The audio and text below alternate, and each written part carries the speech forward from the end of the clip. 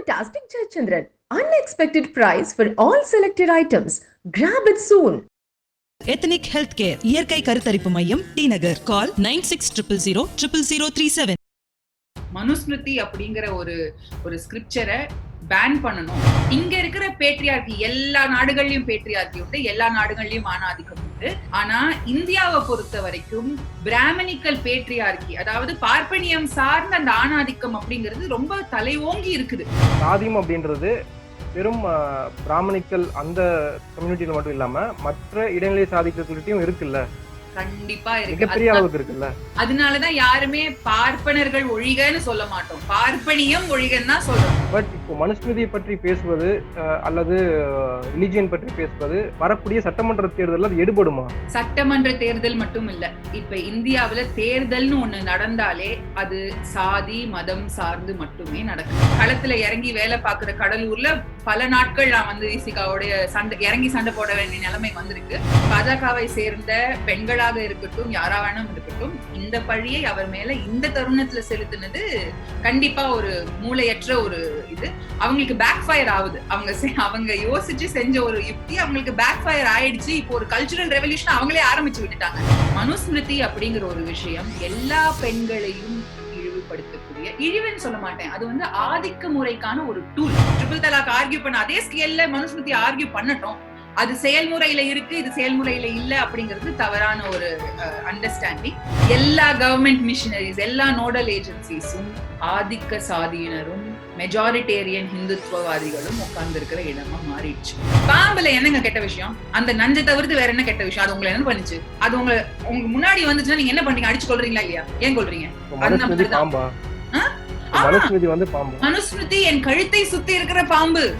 எனக்கு ரொம்ப ஒரு கஷ்டமான இருந்த விஷயம், குஷ்பு சுந்தர் மாதிரி ஒருத்தங்க வந்து கூடு விட்டு கூடு பாஞ்ச உடனே இந்த மாதிரி ஒரு சர்ச்சையை வந்து கையில எடுத்துட்டாங்க. நக்கீர நேயர்களுக்கு வணக்கம். இன்று நாம் சந்திக்கவிருக்கும் சிறப்பு விருந்தினர் கலாச்சாரம் மற்றும் அரசியல் செயற்பாட்டாளர் ராதிகா கணேஷ் அவர்கள். செப்டம்பர் 7ஆம் தேதி அன்று European Periyar Ambedkar comrades federation அவங்க ஒருங்கிணைத்த வெபினார்ல விடுதலை சிறுத்தைகள் கட்சியினுடைய தலைவர் தொல் திருமாவளவன் அவர்கள் ஒரு உரையை நிகழ்த்துறாரு. அதுல மனுஸ்மிருதியை குறிப்பிட்டு பேசுறாரு. மனுஸ்மிருதியில பெண்களை இழிவுபடுத்தியிருக்காங்க, பெண்களை விபச்சாரிகளா அதுல சொல்லப்பட்டிருக்கு அப்படின்னு தன்னுடைய உரையில சொல்றாரு. அது மிகப்பெரிய சர்ச்சையை உருவாக்குது. பாஜக தரப்புல இருந்து மிகப்பெரிய எதிர்ப்புகளை வந்து முன்வைக்கிறாங்க. இது ஒரு பக்கம் இருக்கு. ஆனால் இன்றைக்கு மனு தர்மம் செயல்பாட்டு முறையில இருக்கா, செயல் வடிவமா இருக்கா என்கிற கருத்தும் முன்வைக்கிறாங்க. நீங்க இதற்கு திருமாவு அவர்களுடைய கருத்திற்கு ஆதரவு தெரிவித்து, மனுஸ்மிருதி சம்பந்தமா அவர் பேசிய காணொலிக்கு ஆதரவு தெரிவித்து பெண்கள் அனைவரும் ஒன்றிணைந்து அவர் கூட நிற்கணும்னு சொல்லியிருந்தீங்க. திருமா அவர்களுடைய பேச்சு ஆதரிக்கக்கூடிய ஒன்றா?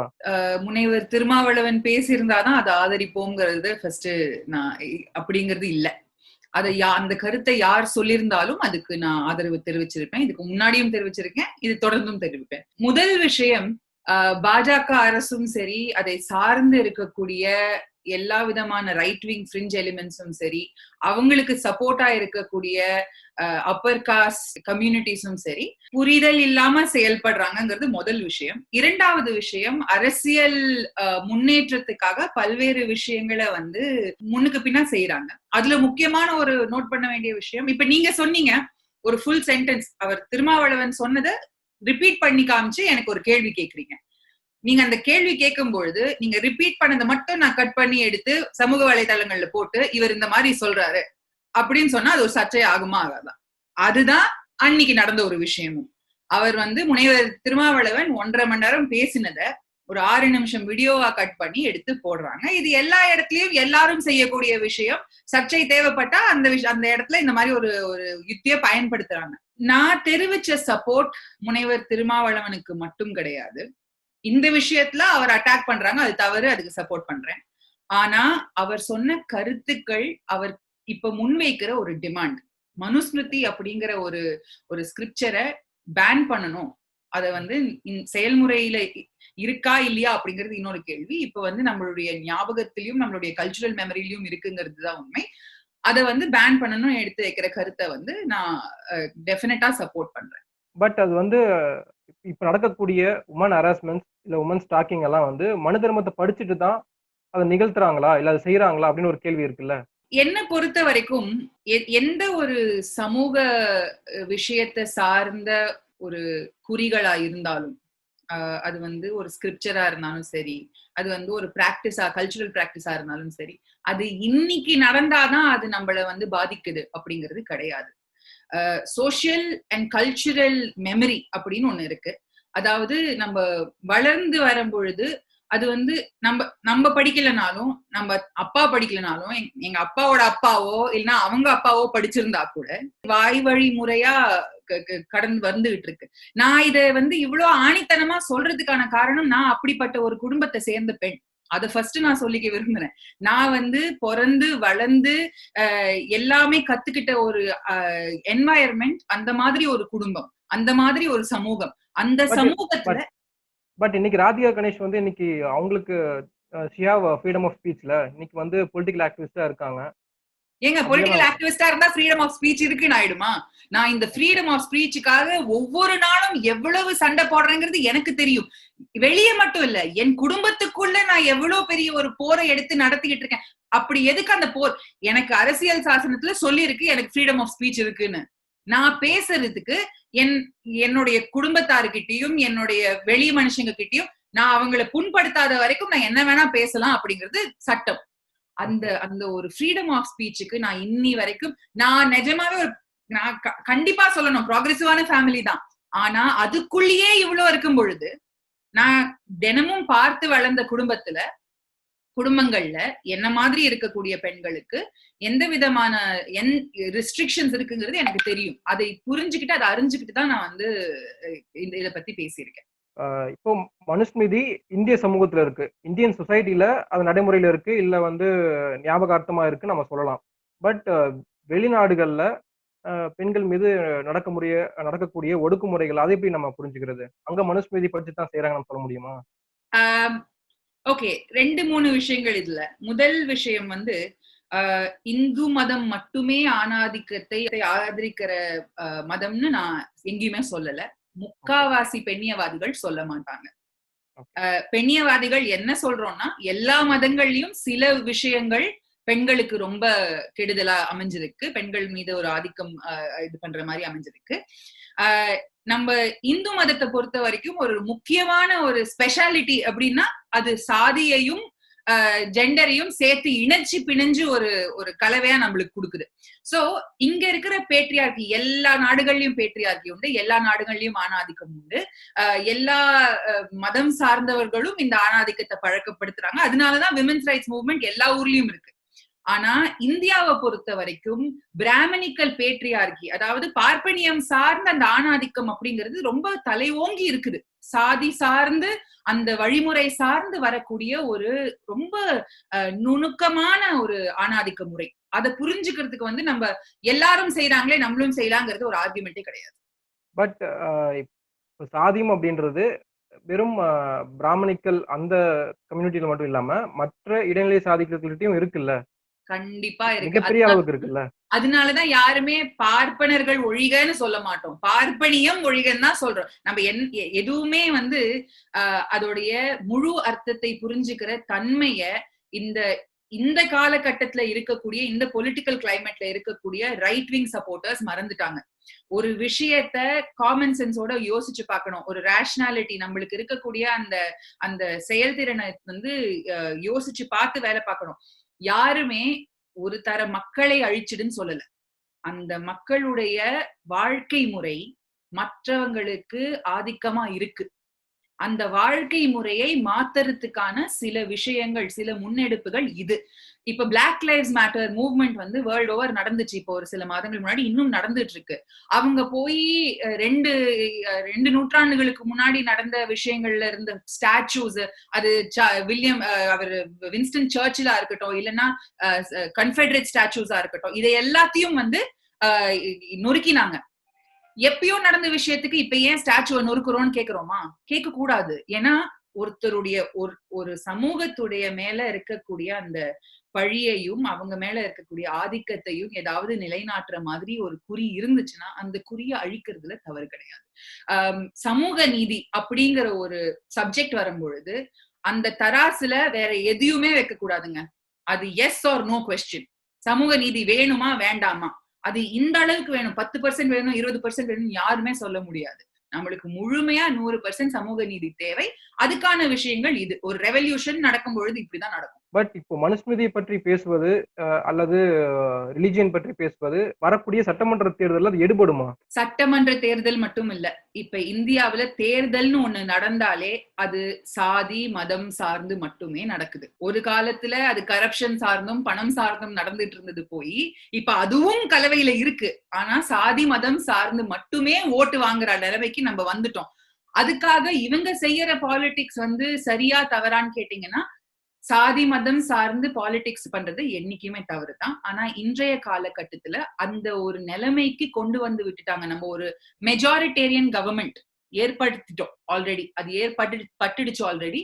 அந்த மெஜாரிட்டேரியன் கவர்மெண்ட்டை எதிர்க்கிறதுக்கு அவங்களுடைய வழியிலேயே போய் ஊசியாதான் எடுக்கணும். அப்போ திரும்ப அதான் பண்றாரு, அப்படிதான் பாக்கணுமா? முனைவர் திருமாவளவனுக்கு 2-3 முகங்கள் இருக்கு. ஒண்ணு அவர் முனைவர், ரொம்ப நுணுக்கமா சமூகத்தை பத்தி சில விஷயங்களை புரிஞ்சு வச்சுட்டு பேசுறாரு. இன்னொன்னு அவர் பொலிட்டிஷியன், பாலிடிக்ஸ் பண்ணிதான் ஆகணும். அது மட்டும் இல்லாம அவரை மாதிரி ஒரு பொலிட்டிஷியன் அவர் வந்த இடத்திலிருந்து தமிழகத்துல இவ்வளோ நாட்களா பாலிடிக்ஸ்ல இருந்து இப்ப நேஷனல் லெவல்ல ஒரு எம்பி ஆயிருக்காருன்னா அது சாதாரண விஷயம் கிடையாது. எவ்வளவு மாநிலங்கள்ல விசிகே மாதிரி ஒரு பார்ட்டி இருக்கு.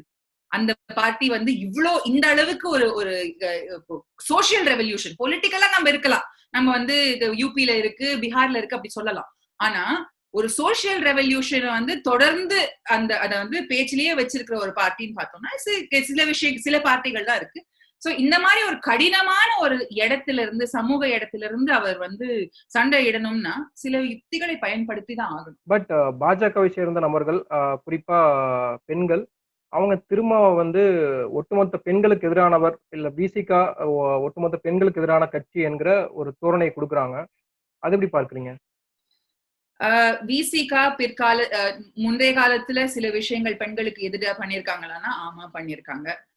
நான் இவங்க குஷ்பு சுந்தர் அவங்களுடைய இஷ்யூலயே நான் எடுத்து எக்ஸாம்பிள் சொல்லணும்னா, அவங்க மீது அந்த ஒரு அட்டாக் நடக்கும் பொழுது அதுல விசிகா பங்கேற்றாங்க. நான் களத்துல இறங்கி வேலை பாக்குற கடலூர்ல பல நாட்கள் நான் விசிகாவுடைய இறங்கி சண்டை போட வேண்டிய நிலைமை வந்திருக்கு. சோ எல்லாரும் எல்லா நேரமும் சரியா செயல்படுறாங்கன்னா இல்ல. பெண்ணியவாதிகள் தொடர்ந்து எல்லா விஷயத்துக்கும் சண்டை போட்டுட்டுதான் இருக்கும். ஆனா இந்த ஒரு தருணத்துல பிஜேபி பாஜகவை சேர்ந்த பெண்களாக இருக்கட்டும், யாரா வேணும் இருக்கட்டும், இந்த பழியை அவர் மேல இந்த தருணத்துல செலுத்தினது கண்டிப்பா ஒரு மூளையற்ற ஒரு இது. அவங்களுக்கு பேக் ஃபயர் ஆகுது. அவங்க யோசிச்சு செஞ்ச ஒரு யுக்தி அவங்களுக்கு பேக் ஃபயர் ஆயிடுச்சு. இப்போ ஒரு கல்ச்சுரல் ரெவல்யூஷன் அவங்களே ஆரம்பிச்சு விட்டுட்டாங்க. இது பாஜகவுக்கு ஒரு செயல்முறை ஆகி போச்சு. அவங்க ஒரு கணக்கு வச்சு ஏதாவது ஒரு செயல்பாடு செய்யறாங்க. எஸ்பெஷலி தமிழ்நாட்டுல அது எப்போ அவங்க மேலேயே விடியுது. இன்னொரு ஒரு முக்கியமான விஷயம், நான் பிராமணிக்கல் பேட்ரியார்கின்னு சொன்னேன்ல, இப்படிதாங்க வேலை செய்யும். பெண்களையே பெண்களுக்கு எதிராக செயல்பட வைக்கிறது தான் பிராமணிக்கல் பேட்ரியார்கி.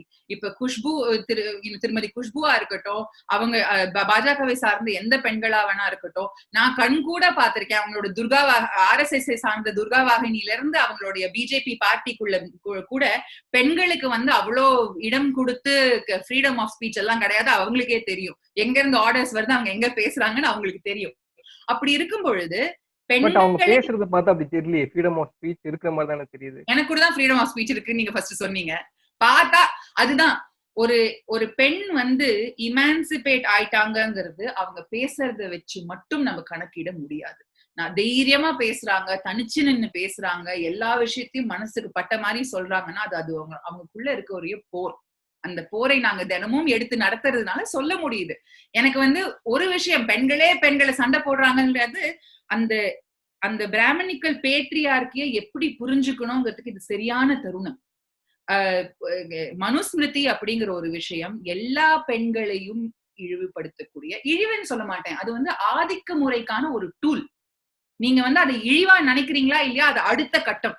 நான் இழிவா நினைக்கிறேன், என்ன இது செய்யாத அது செய்யாத, நீ சமூகத்துல உனக்கு 2வது இடம் அப்படின்னு சொல்லும் பொழுது எனக்கு அது தவறாப்படுது. நீங்க முதலிடம்னா நானும் முதலிடம் அப்படின்னு நான் நினைக்கிறேன். ஆனா அதை தள்ளி வச்சுக்கிட்டு ஜஸ்ட் ஒரு ஒரு டூல் ஆஃப் ஆப்ரேஷனும் அதை பார்த்தா கூட பெண்கள் அதை வந்து எந்த விதத்திலையும் சப்போர்ட் பண்ண கூடாது. அண்ட் மனுஸ்மிருதிங்கிறது ஒரு ஸ்மிருதி, ஒரு ஞாபகம். அந்த ஞாபகத்தை வந்து வழிமுறையா சொல்லிக்கிட்டு வராங்க. அந்த சொல்லி கொடுத்துதான் செய்யணும். இன்னைக்கு அந்த வார்த்தைகளை சொல்லிதான் ஒரு ஆண் வந்து என்ன ஆதிக்க முறையில அடக்கணும்னு நான் சொல்லல. அந்த வார்த்தைகள் அவருடைய முன்னோர்களுடைய மனசுல இருந்து அது வேற வழி ஒரு கலோக்கியலைஸ் ஆகி அவர்கிட்ட வந்து இருந்தாலும் அவர் என்ன எதிர்த்து யூஸ் பண்ற வார்த்தைகளும் சரி, என்ன நடத்துற விதமும் சரி தவறாக இருக்குன்னு எனக்கு தோணுதே. நான் சொல்றேன். மனுஸ்மிருதியில ஆதிக்கம் பற்றி பேசப்படுது, ஆதிக்கத்தை வந்து பெருமையா பேசுறாங்க அப்படின்னு சொன்னா, இன்னொரு புறம் இயல்பாகவே மனித குலத்துல ஆதிக்க உணர்வு இருக்கு, ஆண்கள் கிட்ட புத்தி கோளாறு இருக்கு, அந்த மாதிரி ஆதிக்கம் செலுத்த வேண்டிய ஒரு நிலைக்கு அவங்க இருக்காங்க, இந்த உலகம் தோன்றியதுல இருந்தே அப்படிதான் இருக்காங்க அப்படின்ற ஒரு வாதம் முன்வைக்கப்படுது. இந்து மதத்துல மட்டும் கிடையாது அப்படின்றாங்க. இந்து மதத்துல மட்டும் கிடையாதுங்கிறது நான் ஒத்துக்கிறேன் முழுமையா. ஆனா பாவங்க, மனுஷ ஜென்மத்துக்கு ஒரு கிரெடிட்டே கொடுக்க மாட்டேங்கிறோம். நம்ம முன்கால எப்பவுமே இப்படி இருந்தது கிடையாது. பல்வேறு ஆர்கியலாஜிக்கல் எவிடன்சஸும் ஹிஸ்டாரிக்கல் எவிடன்சஸும் நம்மளுக்கு வந்து மேட்ரிலீனியல் கம்யூனிட்டிஸ் இருந்திருக்கிறதாகவும், பெண்களுக்கு வந்து ஒரு சமமான இடம் இருந்திருக்கிறதாகவும், ஒவ்வொரு காலகட்டத்துல சமூக நீதிங்கிறதோட கான்டெக்ஸ்டும் மாறும். அதுவும் நம்ம புரிஞ்சுக்கணும். 1000 வருஷத்துக்கு முன்னாடி ஒரு விஷயம் நம்மளுக்கு நீதியா பட்டிருந்தா அது 1000 வருஷத்துக்கு முன்னாடி. அதே நீதியை கொண்டு வந்து இங்க அதே தர்மத்தை கொண்டு வந்து இன்னைக்கு வைக்கும் பொழுது அது சரியா படல. அதுதான் நாங்களும் சொல்றோம், அவுட் ஆஃப் கான்டெக்ஸ்ட். எல்லாமே அவுட் ஆஃப் கான்டெக்ஸ்ட். பழமையான விஷயத்த நீங்க நினைவு வச்சிருக்கலாமே தவிர்த்து அதை வந்து யூஸ் பண்ணி இன்றைய காலகட்டத்துல மக்களை ஆளணும்னு நினைக்கிறது ஒரு தவறான ஒரு விஷயம். இதே பாஜக ட்ரிபிள் தலாக்னு ஒரு விஷயம் வரும் பொழுது இஸ்லாமிய பெண்கள் மீது இது இழைக்கக்கூடிய ஒரு மிகப்பெரிய ஆதிக்க முறை அப்படின்னு சொல்லிதானே இந்த ஃபைட் பண்ணாங்க. அவங்களுக்கு ஒரு ஸ்கேல், எங்களுக்கு ஒரு ஸ்கேலா? இந்து பெண்கள் மீது நடக்கக்கூடிய ஆதிக்க முறையை நீங்க ஏன் தட்டி கேட்க மாட்டேங்கிறீங்க? ஆதரிக்கிறீங்களே. இதுதானே ஸ்கேல். நம்ம வந்து அவங்க வந்து எங்க மேல வைக்கிற பழி என்ன? நீங்க பெண்ணியவாதிகள் இல்ல, நீங்க ப்ராக்ரெசிவா இருக்கிறவங்க எல்லாரும் இந்து மதத்துக்கு எதிராக செயல்படுறீங்கன்னு. நான் முன்னாடியே சொல்லிட்டேன், நான் பிராக்டிசிங் ஹிந்து ஃபேமிலில இருந்து வந்திருக்கேன். நான் தெரிஞ்சு அறிஞ்சுக்கிட்டு பேசுறேன். ஆனா நீங்க அரசியல் ரீதியா பார்க்கும் பொழுது கூட இஸ்லாமிய மத பெண்களுக்கு ஒரு விஷயம், இந்து மத பெண்களுக்கு இன்னொரு ஸ்கேல், அப்படித்தானே பண்றீங்க. இப்ப ட்ரிபிள் தலாக் ஆர்கியூ பண்ண அதே ஸ்கேல்ல மனுஸ்மிருதி ஆர்கியூ பண்ணட்டும். அது செயல்முறையில இருக்கு, இது செயல்முறையில இல்ல அப்படிங்கிறது தவறான ஒரு அண்டர்ஸ்டாண்டிங். மனுஸ்மிருதியும் பல்வேறு இடங்கள்ல செயல்முறையில இருக்கு. அது வந்து மனுஸ்மிருதின்னு பேரை சொல்லி செயல்படுத்தல, ஆனா அதோடைய தாட் ப்ராசஸ் இன்னமும் இருக்கு. நம்ம சாதியை பற்றி பேசும் பொழுது இடஒதுக்கீடு பற்றி கேட்கிறாங்க. நேத்து திருமாவளவன் அவர்கள் ஒரு மேடை பேச்சுல சொல்லும்போது இடஒதுக்கீடுனாலே அலர்ஜி அப்படின்னு நினைக்கிறாங்க. உங்களை பொறுத்த வரைக்கும் இடஒதுக்கீடு எவ்வளவு முக்கியமானதுன்னு நினைக்கிறீங்க? ரொம்ப ரொம்ப முக்கியமானது. அண்ட் அவர் சொன்னது 100க்கு 100 கரெக்ட். அலர்ஜியான விஷயம் தான். நானும் வளர்ந்துட்டு இருக்கும் போது என் குடும்பத்துல அது அலர்ஜின்னு தான் சொல்லி வளர்த்தாங்க. எனக்கா சுய புத்தி வந்ததுக்கு அப்புறம் தான் அது என்னன்னு புரிய வந்துச்சு. ஒரு சமூகத்துல அநீதிகள் ஆல்ரெடி இழக்கப்பட்டுச்சுன்னா அதை செறிமுறைப்படுத்துறதுக்கு ஒரு முக்கியமான கான்ஸ்டிடியூஷனல் டூல் ரெசர்வேஷன். அதை எதிர்க்க கூடாது. ரொம்ப நேச்சுரலா சொல்ல போனா, இப்போ எல்லாரும் சேர்ந்து ஓடிட்டு இருக்கோம், நம்ம சமமாதான் எல்லாரும் ஓடினா அது சமமான ஒரு ரேஸ் நினைச்சிடுறோம். ஆனா ஓடுறவங்கள்ல ஒருத்தருக்கு கால் குட்டையா, ஒருத்தருக்கு கால் நீளமா, ஒருத்தருக்கு காலே இல்லாம இப்படிலாம் கூட இருக்குல்ல. அப்படிதான் இந்த சமூகம். நம்ம எல்லாரும் செய்யற விஷயங்கள்ல ஒருத்தர் வந்து ஒரு 1000 வருஷமா 2000 வருஷமா பின்தங்கி இருந்துட்டாங்க. இந்த ஆதிக்க முறையுடைய விக்டிம்ஸ் ஆஃப் ஆபரேஷனா இருந்துட்டாங்க. அப்படி இருக்கிறவங்களுக்கு இன்னைக்கு இந்த ரெசர்வேஷன் அப்படிங்கிற அஃபர்மேட்டிவ் ஆக்ஷனை நம்ம எடுத்து வைக்கலன்னா சமூக நீதிங்கிற ஒரு விஷயம் என்னைக்குமே செயல்முறைப்படுத்தப்படாது. இன்னி வரைக்கும் நம்ம வந்து ஒரு சோஷியல் ஜஸ்ட் சொசைட்டி கிடையாது. அது செய்யறதுக்கான ஒரு முக்கியமான ஆயுதம் ரெசர்வேஷன். அதனாலதான் அதுக்கு அவ்வளவு வெறுப்பும் அதுக்கு எதிர்ப்பும் தெரிவிக்கிறாங்க. அதோடைய எஃபெக்ட் தெரியறதுனால அது வேண்டாங்கிறாங்க. இந்த பாஜக அரசாக இருக்கட்டும், இந்துத்துவவாதிகளாக இருக்கட்டும், ரொம்ப இன்டெலிஜென்ட்.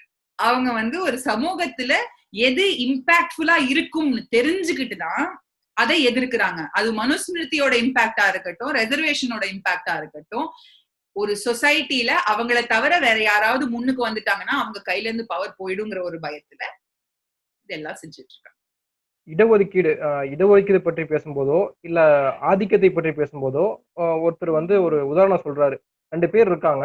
2 பேர்த்துல யாராவது ஒருத்தர் தான் வழிநடத்த முடியும், முன்னாடி இருக்க முடியும். யாரு ஃபர்ஸ்ட் செகண்ட் இருக்க முடியும், ஆர்டரா இருக்க முடியும். இது இயல்பு, சமம்ன்ற ஒரு வார்த்தையே கிடையாது, சமம்ன்றது வந்து நிலையானது கிடையாது அப்படின்னு சொல்றாரு. அதை எப்படி பார்க்கறீங்க? சரி, யார் அந்த லீட் பண்றவர்னு எப்படி டிசைட் பண்றது? அது ஒரு கேள்வி இருக்குல்ல. சரி, ஓகே, அப்படியே வச்சுப்போம். இவர் இன்னும் நிறைய படிச்சிருக்காரு, இவர் இன்னும் நிறைய மதிப்பெண்கள் இப்ப அதுதானே சொல்றாங்க. ரிசர்வேஷன், படிப்புல ரிசர்வேஷன் சொல்லும் பொழுது மெரிட் பேஸ்டா கொடுங்க அப்படின்னு சொல்றாங்க. மெரிட் பேஸ்னா என்னங்க? மேல்தட்டு குடும்பத்தில இருந்து வந்திருக்கிற ஒரு பெண்ணும் கிராமப்புறத்துல விளிம்பு நிலையில இருக்கக்கூடிய பெண்ணும் ஒரே ஸ்கூல்ல படிக்கிறோம்னு கூட வச்சுக்கோங்க. நான் வீட்டுக்கு வரும்போது எனக்கு ஏசி இருக்கு, காஃபி போட்டு கொடுக்குற ஆள் இருக்காங்க, காலையில எழுப்பி விட அம்மா 5 மணிக்கு எழுப்பி விட்டு கண்ணா படின்னு சொல்லி தலையில தட்டி கொடுக்குறாங்க. ஆனா அந்த பெண் என்ன பண்றாங்க? 5 மணிக்கு எழுந்து வீட்டை கூட்டுறாங்க, எல்லாத்தையும் சமைக்கிறாங்க, மாட்டை வந்து தொழுவத்துக்கு எடுத்துட்டு போறாங்க, அப்பாக்கும் அண்ணனுக்கும் சமைச்சு போடுறாங்க, அம்மா கூட எல்லா உதவியும் இருக்காங்க. 10:30 மணி ஸ்கூல்னா 10:30 மணிக்கு தான் வராங்க. அவங்க வீட்டுல எலக்ட்ரிசிட்டி இல்ல. அவங்க அப்பா வந்து அவங்க ஸ்கூலுக்கு போறதுக்கு துணி வாங்கி கொடுக்கறதுக்கே கஷ்டப்படுறாரு. அப்படி இருக்கிற குடும்பத்துல படிச்சு 70 மார்க் எடுக்கிறவங்களுக்கும் என்ன மாதிரி இருக்கிற குடும்பத்துல படிச்சு 100 மார்க் எடுக்கிறவங்களுக்கும் நிறைய வித்தியாசம் இருக்கு. இதுதான் ஈக்விட்டி, இதுதான் சோசியல் ஜஸ்டிஸ். அவங்க 70 மதிப்பெண்கள் என்னுடைய 100 மதிப்பெண்களை விட மிகவும் முக்கியமான மதிப்பான விஷயம். அந்த 70 மதிப்பெண் எடுத்த பெண்ணுக்கும் எனக்கும் சமூக ரீதியா எந்த விதமான குறைபாடுகளும் இருக்கக்கூடாது, எந்த விதமான வித்தியாசங்களும் இருக்கக்கூடாது. அது மெரிட் பேஸ்டா இருக்க முடியாது. என்னைக்கு நம்ம எல்லார் வீட்லயும் ஒரே மாதிரி விளக்கு எரியுதோ, என்னைக்கு எல்லார் வீட்லயும் ஒரே மாதிரி சமையல் செய்யறோமோ, என்னைக்கு எல்லாருக்கிட்டையும் ஒரே மாதிரி வசதிகள் இருக்கோ, காஸ்ட், கிளாஸ், லொகேஷனை என்னைக்கு ஈக்குவலைஸ் பண்றோமோ அன்னைக்கு நம்ம மெரிட்டை பத்தி பேசலாம். ஆனா அதை செய்யவே விட மாட்டேங்கிறாங்களே. மருத்துவ படிப்புக்கான 50% இடஒதுக்கீடை வந்து உச்சநீதிமன்றமே இந்த வருடம் கொடுக்க முடியாதுன்னு சொல்லிட்டாங்க. இதற்கு என்ன பண்ண முடியும்? நம்ம இதை தாண்டி என்ன பண்ண முடியும்? போராட தாங்க முடியும். ஏன்னா இப்ப ஒரு 4 நாள் முன்னாடி ஒரு ஸ்விஸ் ஆர்கனைசேஷன் அவங்க வந்து டெமோக்ரஸி மீட்டர்னு ஒண்ணு வச்சிருக்காங்க. ஒரு நாட்டுடைய ஜனநாயகத்தை அளக்கிறதுக்கான ஒரு மெக்கானிசம் வச்சிருக்காங்க. அவங்க இந்தியா வந்து அடுத்த ஒரு சில ஆண்டுகள்ல ஜனநாயக நாடா இருக்காது அப்படின்னு ஒரு ரிப்போர்ட் ஒன்று ரிலீஸ் பண்ணிருக்காங்க. சோ இந்த ஜனநாயகத்துல இப்ப இருக்கக்கூடிய நிலைமையில எல்லா இன்ஸ்டிடியூஷன்ஸ், நீங்க சொன்ன உச்ச நீதிமன்றம், உயர் நீதிமன்றங்கள், எஜுகேஷன் டிபார்ட்மெண்ட்ஸ், எல்லா கவர்மெண்ட் மிஷினரிஸ், எல்லா நோடல் ஏஜென்சிஸும் ஆதிக்க சாதியினரும் மெஜாரிட்டேரியன் ஹிந்துத்துவவாதிகளும் உட்கார்ந்து இருக்கிற இடமா மாறிடுச்சு. அவங்களுடைய அஜெண்டாவை ரொம்ப சிம்பிளா எலெக்ஷனே இல்லாம கூட நடத்துவாங்க. அப்படி இருக்கிற நிலைமையில போராடி அதுக்கு ஒரு ஆப்போசிஷனை எடுத்துட்டு வந்து நிறுத்துறது மட்டுமே நம்மளுக்கு ஒரு முக்கியமான ஒரு களமா அமையுது. படிக்கிற பிள்ளைங்களுக்கு மருத்துவ படிப்புல ரிசர்வேஷன் முடியாதுன்னு சொல்லக்கூடிய ஒரு நிலைமையில நம்ம வந்து நாட்டை கொண்டு வந்து விட்டுட்டோம். இறுதியா இருக்கக்கூடிய உச்சபட்ச நம்பிக்கை அப்படின்றது உச்ச நீதிமன்றம் தான். இப்போ அங்கேயே அதற்கு அப்படி ஒரு தீர்ப்பு வரும் பொழுது நம்ம எப்படி அதை அணுகிறதுன்னு ஒரு கேள்வி முன்வைக்கப்படுது. ஒரு எலக்டோரல் ஷிஃப்ட் மட்டுமே இதுக்கான ஒரு சரியான ஒரு முடிவா இருக்க முடியும். ஒவ்வொரு ஸ்டேட்லயும் நம்மளுடைய அசம்பிளி எலெக்ஷன்ஸ்லயும் சரி, அடுத்து வரக்கூடிய ஒரு ஜெனரல் எலெக்ஷன்லயும் சரி, எந்த நாட்டுக்குமே ஒரு மெஜாரிட்டேரியன் கவர்மெண்ட் வந்து தவறான ஒரு விஷயம். நம்ம வந்து ஜனநாயகத்தை நிலைநிறுத்தணும்னா அந்த நாட்டுல அரசு கையில இருக்கிறவங்களும் சரி, ஆப்போசிஷன்ல இருக்கிறவங்களும் சரி, ஒரே அளவுக்கு பவர்ஃபுல்லா இருந்தாதான் அது ஜனநாயகம். நம்ம எல்லாருமே ஒரு பயத்துக்கும் ஒரு பீதிக்கும் வந்துட்டோம். நீங்க சொன்னது கரெக்ட் தான். உச்ச நீதிமன்றமே இந்த மாதிரி ஒரு தீர்ப்பு கொடுக்குதுன்னா உச்ச நீதிமன்றம்ல உட்கார்ந்து இருக்கிறவங்க அப்படிப்பட்ட ஆளு இல்லையா? கொலிஜியம் மூலியமா வந்து ஜட்ஜஸ ரெக்ரூட் பண்ணணும் அப்படிங்கிற அந்த டயலாக் எப்படி போச்சு நம்ம எல்லாருக்குமே தெரியுமே. அங்க உட்கார்ந்து இருக்கிறவங்க யார் அப்பாயிண்ட் பண்றாங்க? சோ ஒரு மொத்த நாட்டையுமே ஹோமோஜினைஸ் பண்ணிட்டாங்க, ஓரினம் எல்லா இடத்துலயும். அதுதான் இப்போ இருக்கக்கூடிய truth. Coming back to Manusmriti, நான் என்ன கேட்க விரும்புனா, இப்போ மனுஸ்மிருதி அப்படின்றது ரிலீஜனோட நம்ம சேர்த்து பார்த்து நம்ம அணுகணுமா, அல்லது அது மனுஸ்மிருதின்றது பெண் உரிமைகள் சார்ந்த ஒரு பிரச்சனை, அதை தடை பண்ணணும் அப்படின்னு நம்ம பார்க்கணுமா? ஆஹ் நான் வந்து விளிம்பு நிலை மக்களுடைய இணைஞ்சு வேலை பார்க்கறதுனால ரிலிஜனை மொத்தமா வெறுக்க முடியாது. ஏன்னா ரொம்ப கஷ்டப்படுற மக்களுக்கு வந்து ரிலிஜன் அப்படிங்கிறது ஒரு ஒரு ஸ்ட்ரென்த்தை கொடுக்குற ஒரு விஷயமா நான் பார்த்துட்டேன். நான் வந்து ஒரு ரேஷனலிஸ்ட், பகுத்தறிவாளர். நான் எனக்கு நம்பிக்கை இருக்கா இல்லையாங்கிறத நான் சொல்ல முடியும். So now that I set that இப்ப வந்து மனுஸ்மிருதிங்கிறது ஒரு மதத்தை சார்ந்த ஒரு விஷயம்ங்கிறத நம்ம மறுக்க முடியாது. அந்த மதத்துல மனுஸ்மிருதியை தவிர மற்ற விஷயங்களும் ப்ராப்ளமேட்டிக்கா இருக்குங்கிறதையும் நம்ம மறுக்க முடியாது. அந்த ஒரு காரணத்துக்காக இந்து மதத்தை டிஸ்கஷன்ல வைக்க வேண்டியது ரொம்ப முக்கியமான விஷயம். அதே மாதிரி பெண்ணியம் மட்டும் இல்ல, சாதியமும் தானே இருக்கு. அதுல முதல்ல அது வந்து ஒரு ஒரு ஸ்ட்ரக்சரை கொடுக்குது, ஒரு சோசியல் ஆர்டர் கொடுக்குது. அந்த சோசியல் ஆர்டர் நம்மளுக்கு இன்னைக்கு காலகட்டத்தில் தேவையா இல்லையா? தேவை இல்லைன்னு சொல்றாங்க அவங்க. பாஜக ஆளுங்களும் சொல்றாங்க இல்ல இல்ல காஸ்ட்ங்கிறதே இல்லைங்க, இவங்களா வேணும்ட்டே பேசுறாங்க அப்படிங்கிறாங்க. எந்த ரொம்ப ப்ராக்ரெசிவான வீடுகள்ல கூட விளிம்பு நிலையில இருக்க மக்களை வந்து நல்ல மாதிரியா ட்ரீட் பண்ணணும்னு ஒரு குழந்தைய உட்கார வச்சு சொல்லி கொடுக்கறது கிடையாது. அந்த குழந்தைய கத்துக்கிட்டா உண்டு இல்ல. சோ இந்த மாதிரி ஒரு மாறுதல் வர வரைக்கும் அந்த ரிலிஜன் கான்டெக்ட்லயும் பேச வேண்டிய இம்பார்ட்டன்ஸ் இருக்கு, அத ஜெண்டர் கான்டெக்ட்லயும் பேச வேண்டிய இம்பார்ட்டன்ஸ் இருக்கு, காஸ்ட் கான்டெக்ட்லயும் பேச வேண்டிய இம்பார்ட்டன்ஸ் இருக்கு. மனுஸ்மிருதிங்கிறது ஒரு தனிச்சு நிக்கிற ஒரு விஷயம் கிடையாது. அது இந்து மதத்தை சார்ந்த பல்வேறு பிராக்டிசஸ் கூட இணைஞ்சு இருக்கிற. அதனால்தான் நான் மறுபடியும் பிராமணிக்கல் பேட்ரியார்க்கிங்கிறேன். பார்ப்பனியம் சார்ந்த ரொம்ப நிறைய ஒரு அவங்க வந்து நேத்து யாரோ கேட்டாங்க, அதுல இருக்கிற நல்ல விஷயங்கள்லாம் வச்சுக்கோங்க, கெட்ட விஷயத்தெல்லாம் விட்டுருங்க, உங்களுக்கு தான் அவ்வளவு அறிவு இருக்கே. இல்ல சொல்றாங்கல்ல, பாம்புல என்னங்க கெட்ட விஷயம்? அந்த நஞ்சை தவிர்த்து வேற என்ன கெட்ட விஷயம்? அது உங்களை என்ன பண்ணுச்சு? அது உங்க முன்னாடி வந்துச்சுன்னா நீங்க என்ன பண்ணீங்க? அடிச்சு கொள்றீங்களா இல்லையா? ஏன் கொள்றீங்க? மனுஸ்மிருதி என் கழுத்தை சுத்தி இருக்கிற பாம்பு. அது ஒவ்வொரு நிமிஷமும் இருக்குது.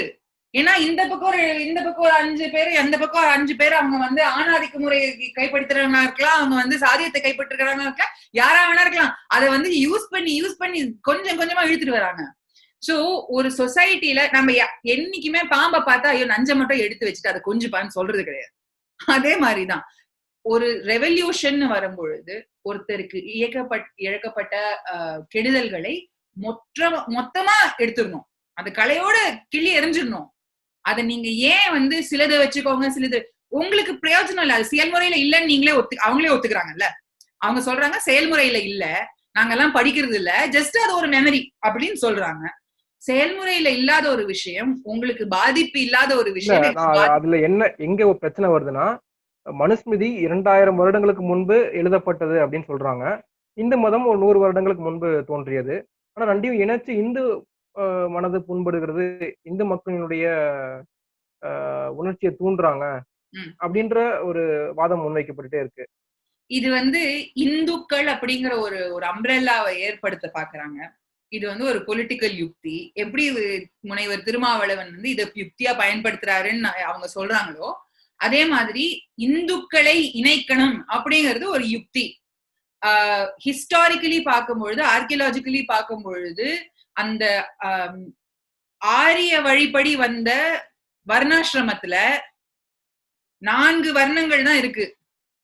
இன்னைக்கு நம்ம சோசியாலஜி படி சொல்லணும்னா அவங்க 4வது வர்ணத்துல சூத்திரர்கள் இருக்காங்க.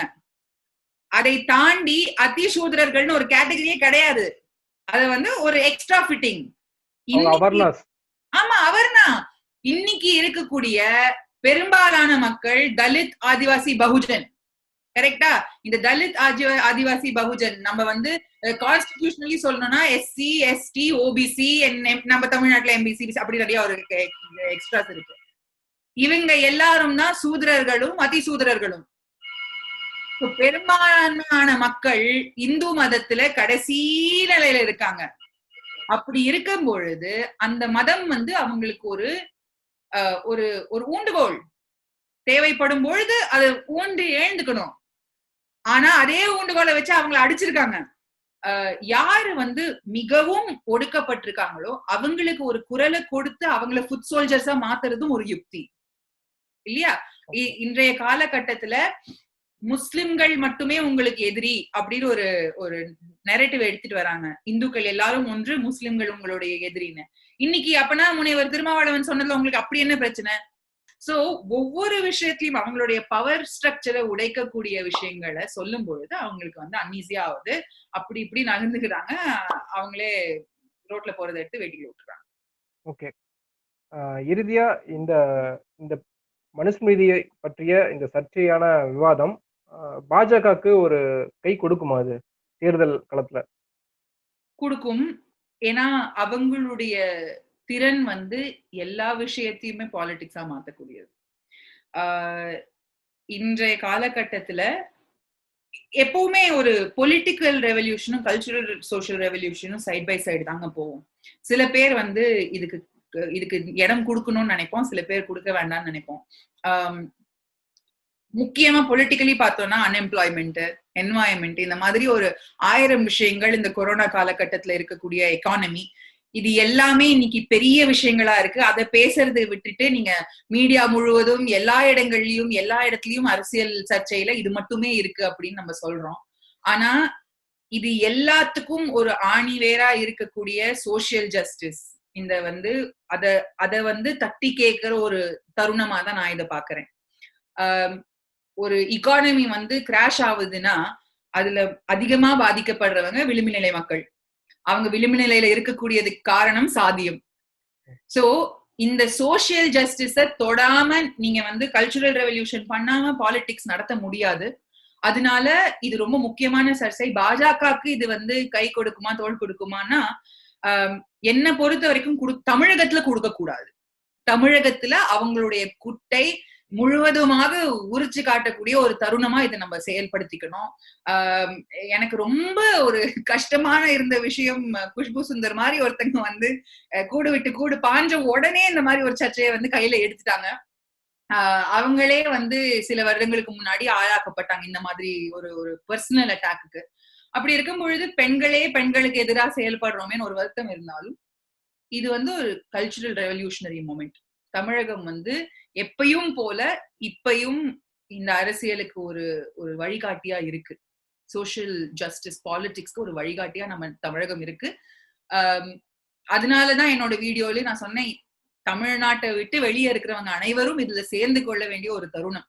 பெண்களோ ஆண்களோ தயவு செஞ்சு இதுல சேர்ந்துக்கோங்க. பெண்ணியவாதியா இருக்கிறவங்க யாரும் வேணா இதுல சேர்ந்துக்கோங்க. ஏன்னா மனு தர்மம் வந்து என் கழுத்தை சுத்தி இருக்கிற பாம்பு. உங்களுடைய நேரத்துக்கு ரொம்ப நன்றி. தேங்க்யூ.